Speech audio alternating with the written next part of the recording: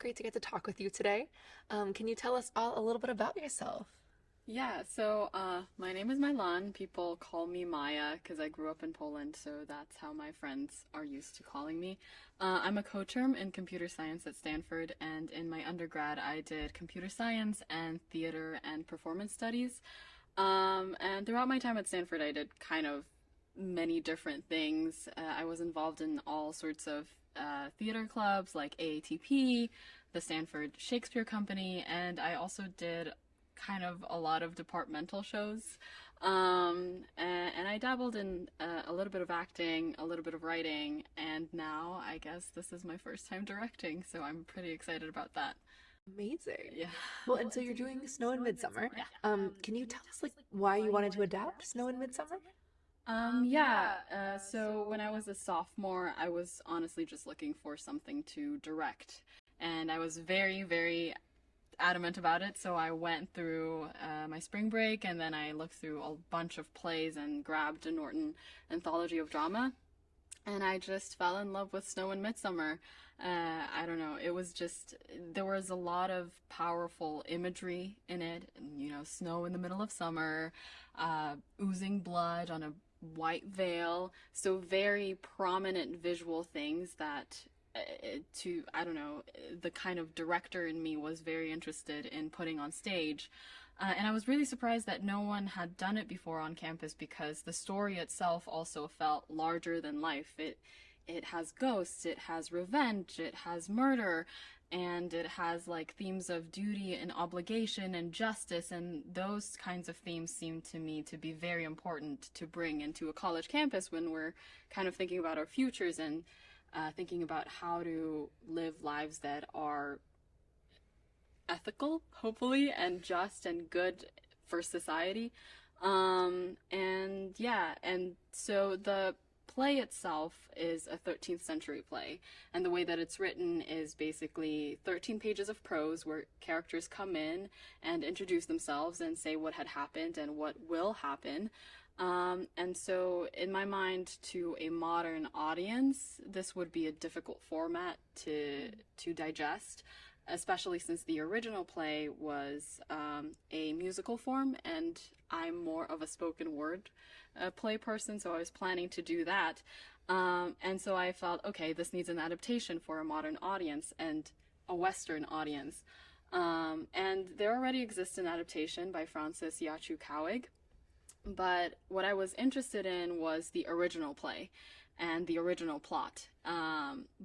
And Francis's adaptation feels more, it plays on the themes, but it's not entirely loyal to the original source. So I was interested in writing it myself, and I very much believe in theater that exists without a good text. I think that text is important, but not the most important part of a play. So I wasn't intimidated and kind of wrote an 80-page adaptation on a whim. And then I took Professor Youngjin Lee's class, and Youngjin Lee advised me to try to include my own voice. And so then this kind of wacky version of the original play, which still is devoted to the original plot and the original themes, kind of was born out of this process. That sounds amazing. This play is sort of a mainstay of world theater history, so it's really exciting that you're bringing it to this adaptation to a contemporary Western audience. Yeah. You've mentioned some of the great themes of the play. Do you want to give any of the plot summary, or should people sort of just wait to see? I will say that this play there's two kids. They want something out of life. Not always are they sure what that is, but they know that it's not necessarily in line with what their parents want. So as they're trying to search through what it exactly is that they desire and want and how to make that work with the people that they love, someone or someones die in the process. So that's all I'm going to say. Beautiful. And hopefully you can see for yourself what the play is about. Definitely. Yeah. Good, succinct answer there. Yeah. So your description for the show, I'll quote it if that's okay. Yeah. says that it's filled with absurdity, archaic language, TikTok dances, Chinese EDM music. So that's exciting on so many levels. What you just described doesn't necessarily to me make me think of, oh, TikTok dances. Can you talk about how you're relating these other elements into this text? Yeah, so time in this play doesn't quite function in the way that we imagine it to work in our everyday lives. So past is smushed into presence, the present is smushed into the future. And so in short, the past, present, and the future are kind of happening at the same time. And so we have characters from the 13th century meeting characters from the 21st century, and there are also characters that exist somewhere in between. And the major theme of the play is the clash of generations. And so through elements of modernity interspersed with like clear archaic language and historic figures, we are talking about that clash of different times and different traditions and different values. Yeah, and at the core, what it is especially since TikToks and like EDM are kind of charged elements of modernity, it kind of shows also the character of the play, which is like charged with two ends of the spectrum. We're never kind of sort of in between. It's kind of a ride, either like that pulls you to the all the way to the left or all the way to the right. And so I think that these elements will encapsulate this tension that we feel when we fight with our close ones about what we want and when it clashes. Yeah. Oh, I love that. And I mean, as you said, this feels really relevant to a Stanford campus. And I'm so excited for that. For the things you're describing, and you mentioned before that there's snow in Midsummer. Yeah. What are design elements that are happening in the play, or any that you're most excited for? Yeah, so I am very excited about the notion of distance in theater. And what we've been kind of playing is the feelings of alienation, the grotesque, and things that feel foreign to us. So in every design aspect, from set to sound to lighting, we are kind of trying to think about, okay, so what are we familiar with, and how do we move away from that?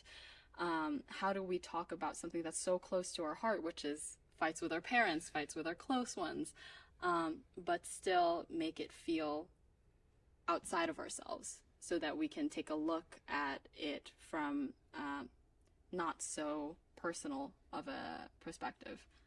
Yeah. Oh, amazing. Yeah. Well, what do you hope the audience might walk away from the show thinking? Do you have thoughts on that?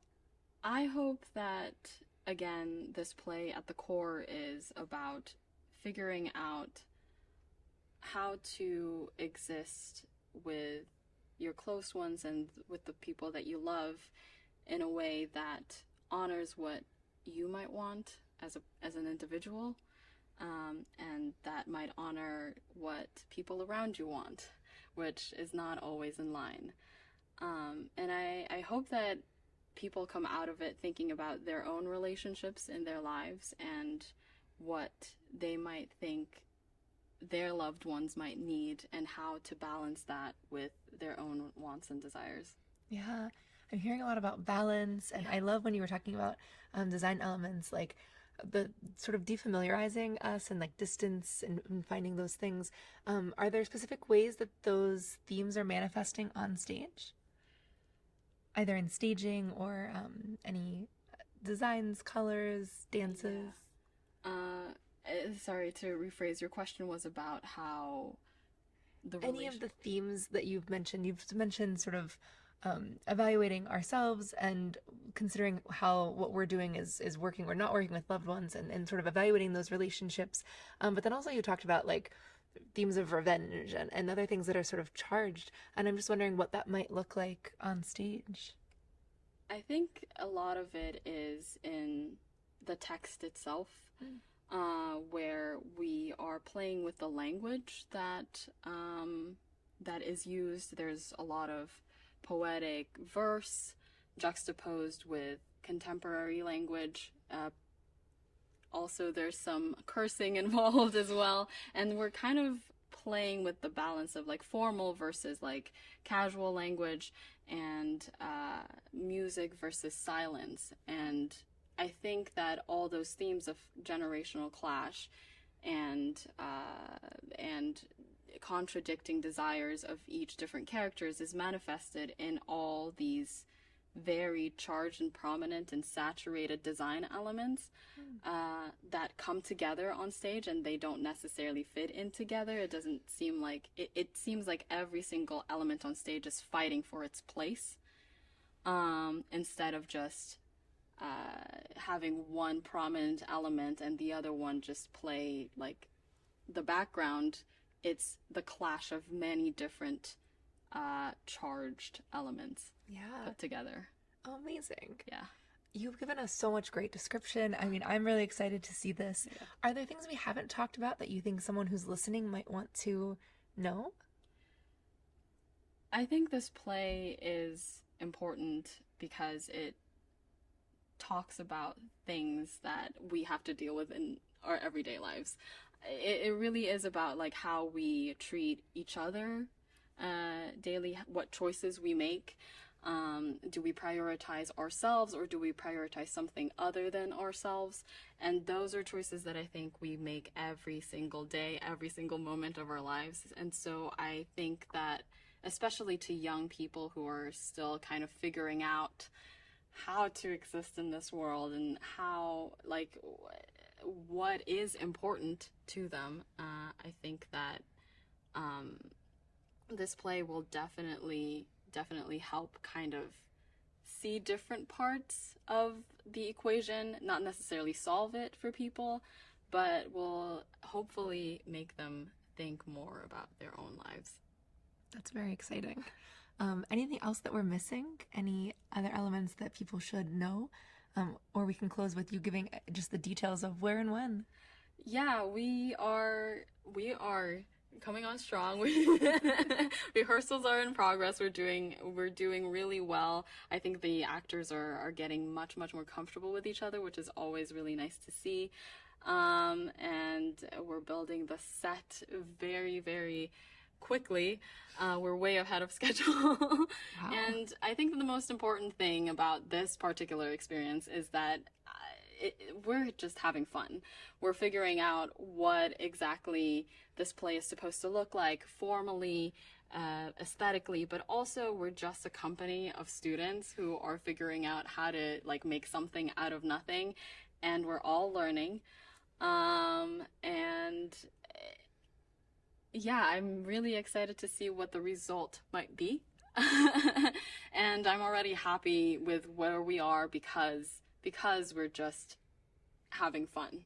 And I think that that's the most exciting part about theater, is the fun that is involved in the process, and hopefully we can bring that fun to the audience as well.